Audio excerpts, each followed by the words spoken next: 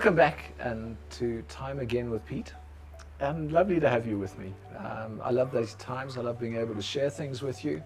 It's something in my heart, and it's something that for me has been a life goal in all the mentoring that I've done, is to be able to get advice out to people that will shape and build them.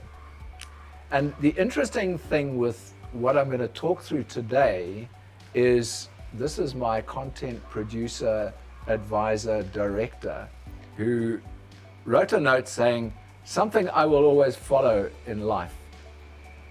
And that opened for me a Pandora's box, and I'm going to unpack that Pandora's box as I go.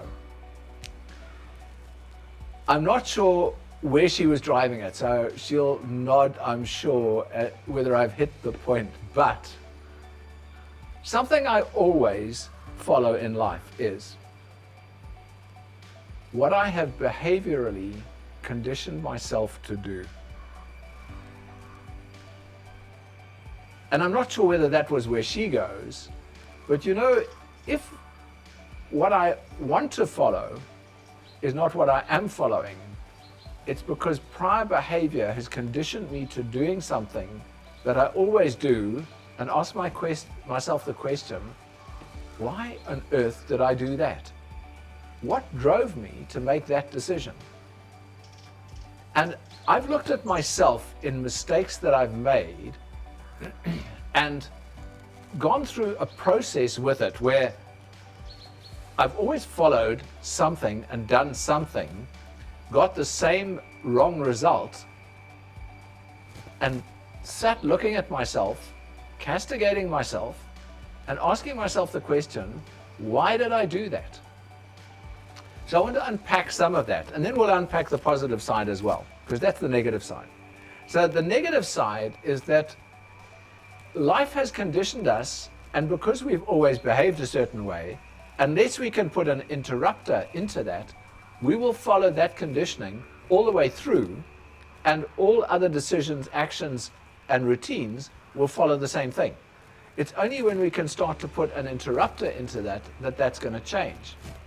So conditions that made you make the mistake, and I'll use me as the example because some of those mistakes that I made were decisions that were incorrect decisions, but they were decisions based on my own feelings of inadequacy. So I felt I wasn't adequate. Because I felt I wasn't adequate, I wouldn't make the key decision to challenge something that was happening to stop it from happening. And then afterwards, after it had happened, feel bad that I'd not challenged that. And I would then adopt the consequence of that action as mine, when it wasn't actually mine to start with.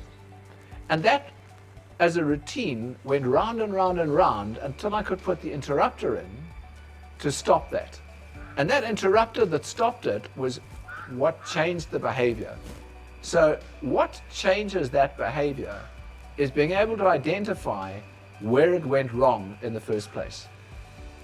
So a few things that we need to then look at is if we have those situations, and friend, I don't know, and I'm pretty sure every single one of us has situations like that.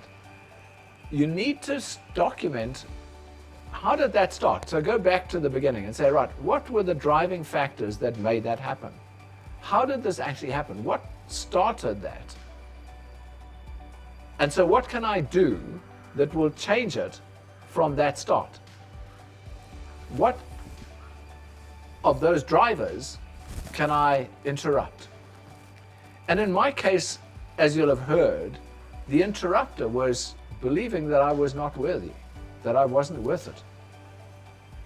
It was low self-esteem that started in the first place. So if I could put the interrupter in and start to build my self-esteem, everything else will change.